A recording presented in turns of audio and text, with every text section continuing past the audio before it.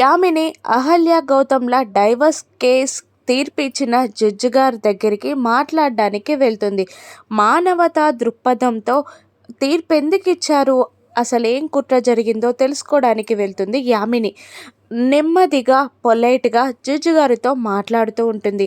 అసలు మీకు థ్యాంక్స్ చెప్పాలి. ఆ అహల్య గౌతమ్ల కేస్ విషయంలో మీరు చేసిన సాయానికి అని అంటూ ఉండగా జడ్జి గారు అసలు నేనేం చేయలేదు. ఆ జంట విడిపోవాలి అనుకోలేదు కాబట్టి ఆ జంట కలిసున్నారు. అసలు నిజానికి అర్జున్ ప్రసాద్ గారు ఆయన సతీమణి వచ్చే అసలు విషయాలు చెప్పే వరకు కూడా నాకు ఈ కేసు గురించి ఏది తెలీదు. వాళ్ళు వచ్చి జరిగిందంతా చెప్పి వాళ్ళకి విడాకులు ఇవ్వొద్దని నాతో బ్రతిమిలాడారు.